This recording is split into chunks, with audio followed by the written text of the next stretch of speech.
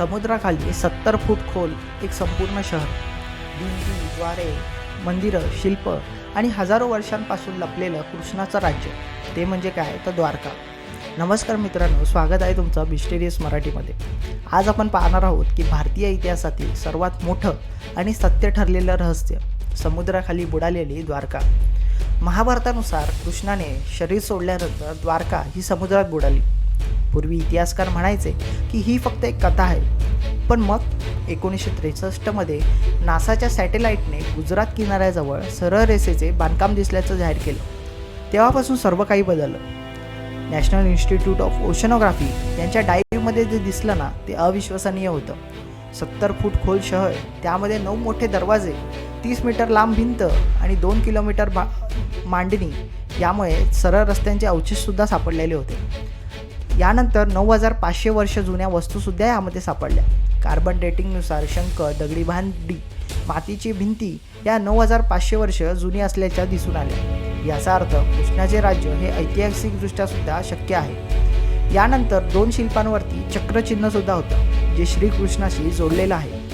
आता ही द्वारका इतकी प्रगत का होती, तर याचे अभ्यासातून काही पुरावे मिळाले. पहिलं म्हणजे 7 डिफेन्स वॉल. प्रत्येक भिंत ही मागीलपेक्षा अधिक मजबूत होती. ॲडव्हान्स ड्रेनेज सिस्टीम, समुद्राच्या भरती ओहोटीला कंट्रोल करण्याची एक क्षमता होती. इंटरनॅशनल पोर्ट सिटी म्हणजे जहाजतळ, बंदरं, त्यानंतर व्यापार मार्ग, ह्यासुद्धा ह्यामध्ये दिसून आला. सममितीय शहराचे मास्टर प्लॅन म्हणजे गणितीय अचूकता ही 90 डिग्री रोड क्रॉसिंगची दाखवलेली होती. आता ही द्वारका नक्की का बुडाली, तर समुद्राचा प्रचंड उधाण. समुद्राची पातळी ही 15 ते 20 मीटरने वाढली. महाप्रलय म्हणजे जागतिक पुरावे जगभरामध्ये 9500 वर्षांपूर्वी खूप मोठे महाप्रलय आल्याचे दिसून येतात. यानंतर युद्धानंतरचे परिणाम म्हणजे महाभारत युद्धानंतर प्रचंड विनाशसुद्धा दिसून आला. पृथ्वीचे शिफ्टिंग प्लेट्स, द्वारका क्षेत्र हे सिस्मिक झोनवरती आहे, त्यामुळे याची सुद्धा शक्यता यामध्ये दिसून येते. आता यामध्ये कृष्णाच्या अस्तित्वाचे काही पुरावे सापडले का, तर अनेक संशोधनानंतर श्रीकृष्णाचे द्वारका नावाचे सिटी हे अस्तित्वात होते.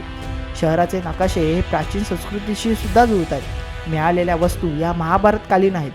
मंदिराच्या अवशेषांवर चक्रचिन्ह, शंखचिन्ह आणि सरळ भिंतीसुद्धा दिसून येतात. आता इतिहासकार काय सांगतात, तर कृष्ण एक ऐतिहासिक व्यक्ती असण्याची शक्यता खूप मोठी आहे. द्वारका ही कथा नाही, ती पुरातन भारताचं एक जिवंत रहस्य आहे. कृष्णाचं राज्य हे खरंच होतं आणि आजही समुद्र त्याची राखण करतोय. तुम्हाला काय वाटतं, द्वारका खरंच कृष्णाचं शहर होतं का? कमेंटमध्ये नक्की सांगा. आणि व्हिडिओ जर आवडला असेल तर व्हिडिओला लाईक करा, शेअर करा आणि आपल्या चॅनलला सबस्क्राईब करायला विसरू नका. धन्यवाद.